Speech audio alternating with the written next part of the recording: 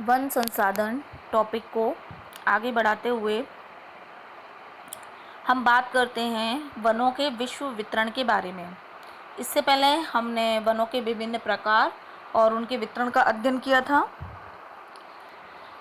वनों का जो विश्व वितरण है उसके अंदर हम देखते हैं कि संपूर्ण विश्व के 31% भूभाग पर वनों का आवरण है। इसमें सबसे ज़्यादा विविधता जो है वो विषुवत रेखीय सदाबहार वन प्रदेशों में देखने को मिलती है। जैसा कि हमने जो वन संसाधन है उनके जब हमने प्रकार पढ़े थे वनों के, तो उसमें हमने उष्णकटिबंधीय सदाबहार वन या उष्णकटिबंधीय वर्षा वन भी बोलते हैं जिन्हें, उनके बारे में अध्ययन किया था। तो उन क्षेत्रों में पेड़ पौधों की विविधता देखने को मिलती है, यानी वहाँ विभिन्न वैरायटी के पेड़ पौधे, झाड़ियाँ, घास, लताएँ आदि पाए जाते हैं। इसका कारण ये है कि वहाँ पे एक तो वर्षा ज़्यादा होती है, तापमान उच्च रहता है, जिससे वहाँ विभिन्न प्रकार की जो वैरायटी है वो डेवलप होती है। अगर हम महाद्वीपों में बात करें तो महाद्वीपीय दृष्टि से सबसे ज़्यादा वन क्षेत्र जो प्रतिशत में है वो है दक्षिण अमेरिका महाद्वीप में, यानी पृथ्वी पर सबसे ज़्यादा वन जो है वो दक्षिण अमेरिका महाद्वीप में मिलते हैं।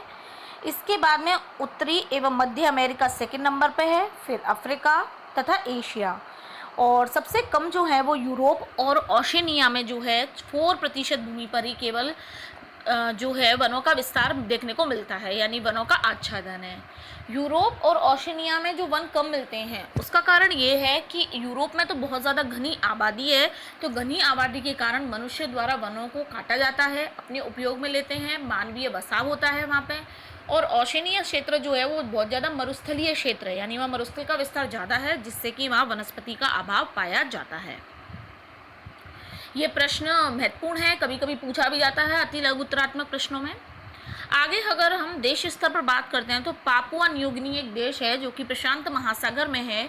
वो विश्व का सबसे ज़्यादा वन आवृत देश है, यानी वहाँ पर सबसे ज़्यादा वनों का आवरण देखने को मिलता है। इस देश के कुल क्षेत्रफल के 93% भाग पर वन पाए जाते हैं, जो कि संपूर्ण विश्व का सबसे ज़्यादा है। भारत में विश्व के 2% वन हैं। वर्तमान में विश्व के कुल वन क्षेत्र का सर्वाधिक प्रतिशत ब्राज़ील में है, जो कि 12.6% है। इसके अतिरिक्त जब हम वनों के प्रकारों की बात करते हैं तो उसमें हमने 8 प्रकार के वनों का अध्ययन किया है। तो 8 प्रकार के वनों में जो उष्णकटिबंधीय सवाना वन हैं वो हमारी इस पृथ्वी पर सबसे ज़्यादा मिलते हैं, उनका प्रतिशत है 24%। और सबसे कम मिलते हैं विषुवत रेखीय सदाबहार वन जो भूमध्य रेखा के दोनों ओर मिलते हैं, उनका प्रतिशत है 8%। शुष्क और अर्धशुष्क वन जो हैं वो 21% मिलते हैं, जबकि कोणधारी वन जो है उनका 14% क्षेत्र में विस्तार पाया जाता है। तो इस तरीके से हम बात करें तो जो उष्णकटिबंधीय सवाना वन है उनका आच्छादन हमारी इस पृथ्वी पर सबसे ज़्यादा है, और जो विषुवत रेखीय सदाबहार वन है उनका आच्छादन इस पृथ्वी पर सबसे ज़्यादा कम है। अब हम बात करते हैं जैव भार विविधता और शुद्ध प्राथमिक उत्पादन की। तो ये जो जैव भार विविधता है और शुद्ध प्राथमिक उत्पादन है वो विषुवत रेखीय वनों में सबसे ज़्यादा मिलता है। वैसे तो जो वनों का प्रतिशत है वो सवाना वन का सबसे ज़्यादा है, लेकिन अगर जैव भार और शुद्ध प्राथमिक उत्पादकता की बात करते हैं तो इसमें सबसे ज़्यादा प्रतिशत मिलता है सदाबहार वनों का। हमारी पूरी जो पृथ्वी है, संपूर्ण जो पृथ्वी है, उसका औसत शुद्ध प्राथमिकता उत्पादन है 320 ग्राम प्रति वर्ग मीटर। तो सबसे ज़्यादा है उष्णकटिबंधीय सदाबहार वन का, उनका है 2000 ग्राम प्रति वर्ग मीटर प्रति वर्ष, और सबसे कम है मरुस्थलीय भाग और हिमाच्छादित भागों का, जो कि मात्र 3 ग्राम वर्ग मीटर प्रति वर्ष है।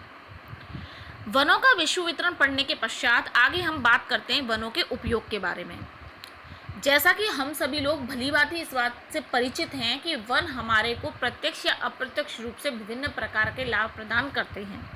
प्रत्यक्ष रूप में तो ये है कि वनों की लकड़ी को काटकर हम ईंधन के रूप में प्रयोग करते हैं, उससे फर्नीचर बनाते हैं, दिया सलाई बनाते हैं, माचिस बनाते हैं। इसके अलावा नाव बनती हैं, रेलगाड़ी के पुल बनते हैं, उसके अलावा रेल के डिब्बे भी बनते हैं। इन सभी चीज़ों में जो है हम डायरेक्ट लकड़ी का यूज़ करते हैं। अप्रत्यक्ष रूप में देखा जाए तो वनों से हमें विभिन्न प्रकार के उत्पाद प्राप्त होते हैं जो किसी न किसी रूप में हमारे काम आते हैं, जैसे कि विभिन्न प्रकार के तेल, विभिन्न प्रकार की जड़ी बूटियाँ, औषधियाँ, इसके अलावा रबर है, गोंद, डाई आदि अनेक ऐसे तत्व हैं जो कि हमें अप्रत्यक्ष रूप से वनों से प्राप्त होते हैं। तो इस तरह से देखा जाए तो वन जो हैं वो हमारे लिए किसी ना किसी रूप में काम ज़रूर आते हैं। सबसे पहला जो इम्पोर्टेंट चीज़ है वो ये है कि वन जो हैं वो हमारी जलवायु की स्थिरता को बनाए रखते हैं, यानी कि वन कार्बन डाइऑक्साइड गैस जो होते हैं उसे ग्रहण करते हैं और ऑक्सीजन का उत्सर्जन करते हैं। तो इसके द्वारा जो है वो हमारे इस वातावरण में वो कार्बन डाइऑक्साइड और ऑक्सीजन की मात्रा को संतुलित करने का काम करते हैं, जिससे हमारा पर्यावरण शुद्ध रह सके। दूसरी चीज़ जो है वो जल चक्र का विनियमन करते हैं। जल चक्र का विनियमन के अंतर्गत ये होता है कि जो वन होते हैं वो वर्षा कराने में सहायक होते हैं, जिससे कि हमारी इस संपूर्ण धरती पर जल की जो मात्रा है वो बैलेंस्ड हो जाती है।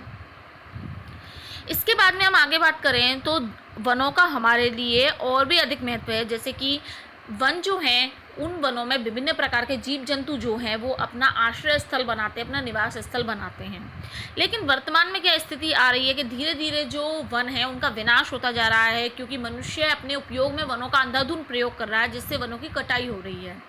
तो वनों का जो है वो शोषण भी वर्तमान समय में बहुत ज़्यादा होने लगा है। तो ये जो वनों का शोषण है इसे अब हम अगले टॉपिक में पढ़ेंगे।